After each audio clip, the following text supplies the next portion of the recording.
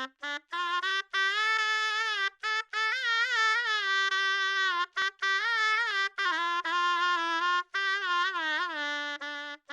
home, Gopura, is a dialogue between the past and the present, because this building holds a very emotional connect.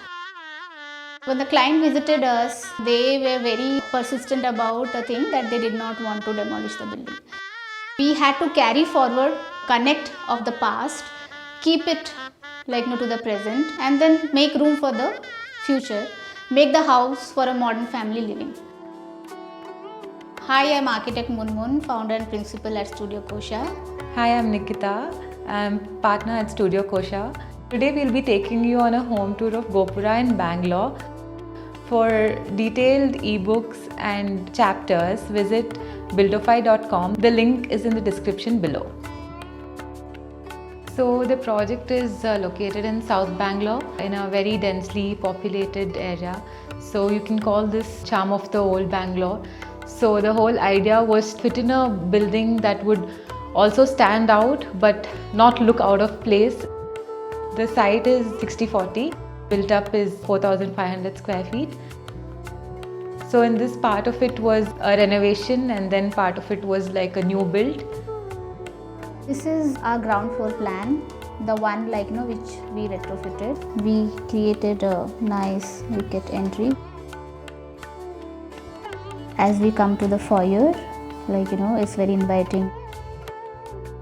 So we start off from the Madhubani painting at the entrance, but I am a Lord Hanuman fan, so I didn't leave him there also, and it continued to the living area where we had that bigger grand Hanuman. But then later I learned Tanjore painting, so I wanted to include a bit of Tanjore in that Hanuman. So we made a pillar which is actually gold in shape, but it is just made up of gold aluminium foil.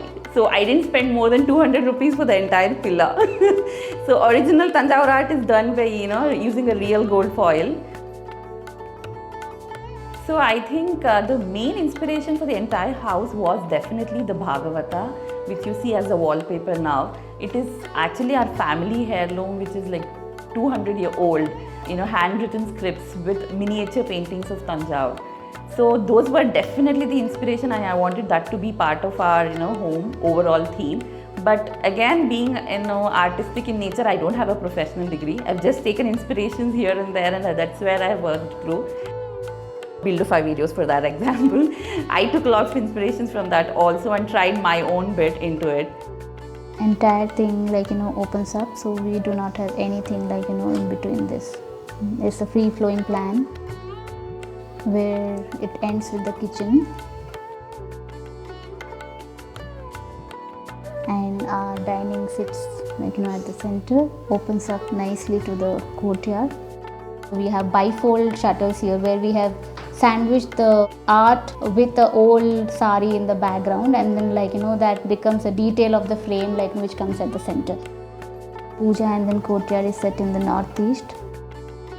So a staircase was planned along with an inbuilt seat here. So as we climb up, we reach this mezzanine which is created on top of the existing portico slab.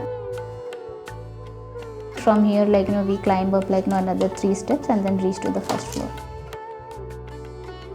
As we climb up along with the staircase, we have created this seating again with 2 totems and a nice back seat. So the daughter's bedroom is strategically placed overlooking the court, and we have this cute little window that is placed here.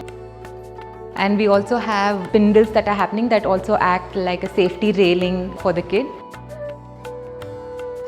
This was actually drawn from our Chanpatna toys with the lacquer dyes, but we also didn't want the traditional pillars to come into place. So what we've done is we have these totem walls stacked up in different shapes and sizes, and they are also movable.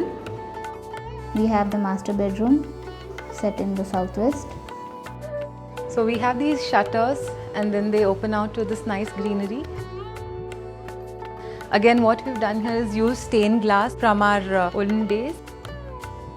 So in the walk-in closet, there's a amalgamation of the tiles and also red oxide seating that's been done, and the wardrobe in fact is very colonial style of wardrobe, where we have created spaces for the drapes from within the wardrobe, which again gives the old world charm.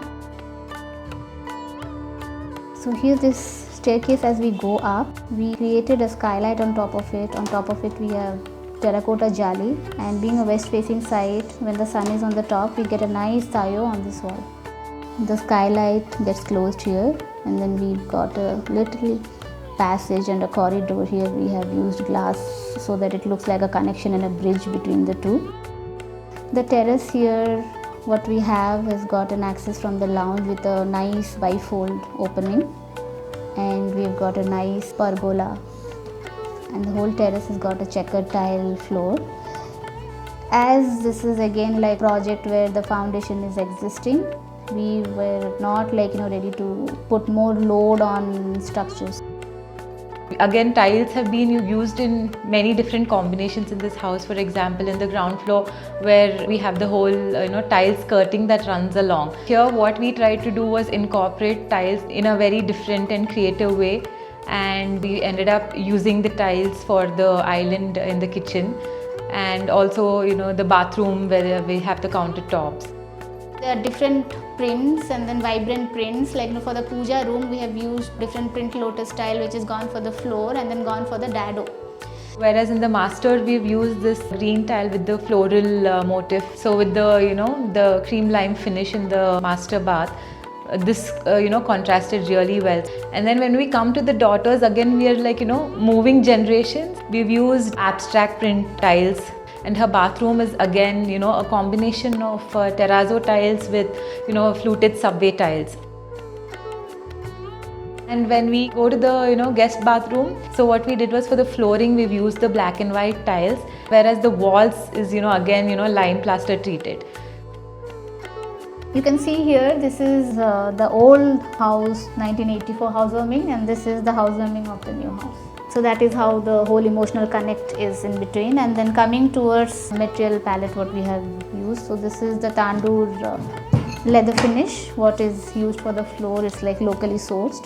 And we have Sira stone, which we use a lot, the puja, the entry, everywhere, the parking, we have the Sira stone. Here is a miniature version of the mural what we have used for the dining, and our project Gopura here takes the inspiration from our grand South Indian temple entrance we call Gopuram. But here there's a twist this name of the house comes from our client's cherished dog Gopu and their daughter Apara. So it's Gopu plus Apara becomes Gopura. As we say, Gopura is a heritage home. They're very particular about very distinct finishes. We actually planned a lot of oxide finish and then lime plasters. Gopura is a project which has given us a lot of learning. We took a lot from this project, and then every time we see the pictures, we want to come back to this house.